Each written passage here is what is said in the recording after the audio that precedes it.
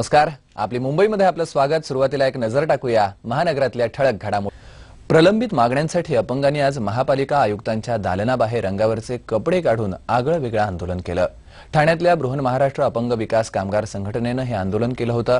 उर्वरित अपंगांना व्यवसाय परवाना द्यावा, राजकीय दबावापोटी रद्द झालेले अधिकृत स्टॉल परत मिळावेत, अपंग व्यक्तींना सवलतीच्या दरात स्टॉलची जागा उपलब्ध करून द्यावी, अशा त्यांनी मागण्या केल्या होत्या. मात्र आतापर्यंत प्रशासनानं त्यांची दखल घेतली नाही, त्यामुळे अखेर त्यांनी हे आंदोलन छेडलं. या प्रकरणी न्यायालयानं 31 अपंगांना 14 दिवसांची न्यायालयीन कोठडी दिली आहे. तर त्यांच्या मागण्यांची चौकशी करून ते दोषी आढळल्यास ठाणे पालिकेविरोधात गुन्हा दाखल करण्याचे आदेशही न्यायालयानं दिलेत. उपाशी भीक मागून पोट भरण्याची पाळी आली. ह्याला जबाबदार कोण? भीक मागून पोट भरणं हा सुद्धा कायद्याने गुन्हा आहे आणि 491 अन्वये कायद्याने यांच्यावर गुन्हा दाखल झाला पाहिजे. त्यामुळे आज आम्ही इथे आलेलो, आज आम्हाला न्याय द्या, अन्यथा आम्हाला तुरुंगात टाका. तुरुंगात टाकला आम्ही न्याय व्यवस्थेकडे आम्ही जाऊन आमचं म्हणणं म्हणून तिकडे आम्हाला नक्की न्याय मिळेल. आपली मुंबई तिथेच थांबूया. नमस्कार.